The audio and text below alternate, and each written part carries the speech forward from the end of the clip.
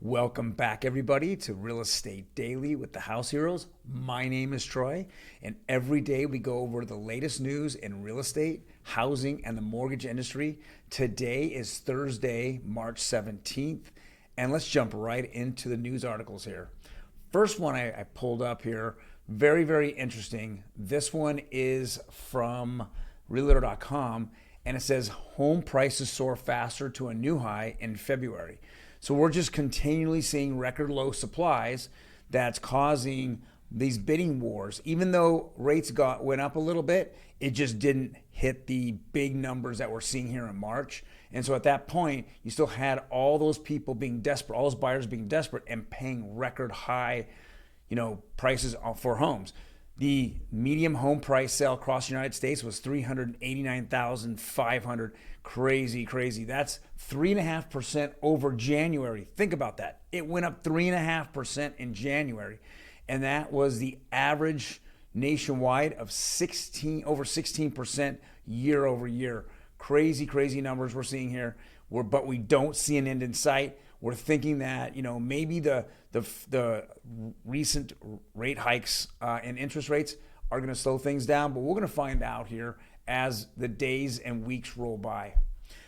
As we kind of talked about yesterday, this is a CNBC article. Home builders, who can ease the pain of low inventory. They're just all about, and I've said this many times. They're all about profit and loss. They're not here to bring in and build more homes and make them more affordable. They're just here about whether they're profitable or not. If they're not profitable, they're not building them. There's no reason. So here's an article with our infamous Diana Olick. And in this, it talks about home builders sales expectations dropped 10%. Well, there's just so many less new starts that are happening and new permits that are being given out.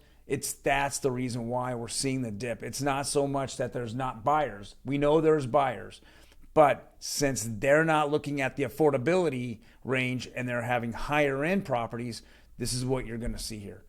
More home builders building less homes and just consolidating what they have and keeping the land they have until they see that either cost of goods go down or labor goes down, or we see interest rates go down so people can afford more with less. Here's another article on CNBC, very interesting article. It's Redfin CEO Glenn Kelman.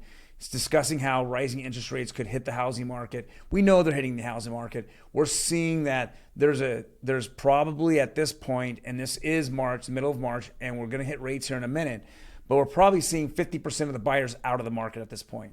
They're either on the sidelines waiting for either rates to go down, or they're on the sidelines waiting for the values of properties to go down.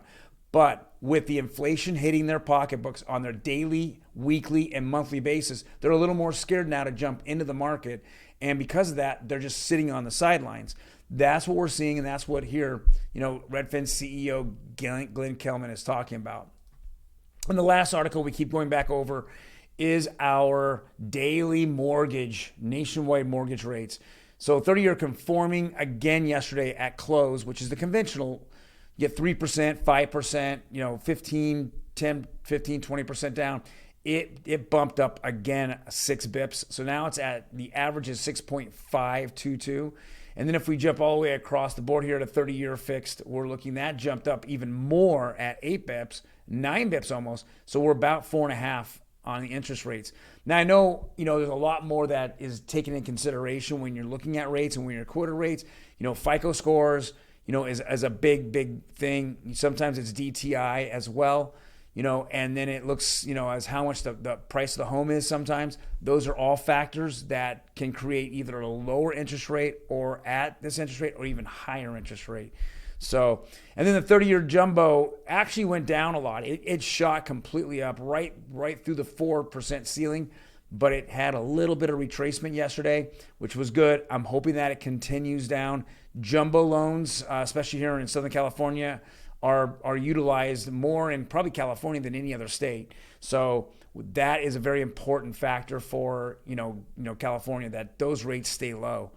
Otherwise, guys, hey, thank you. If you liked what we're talking about, hit that like button.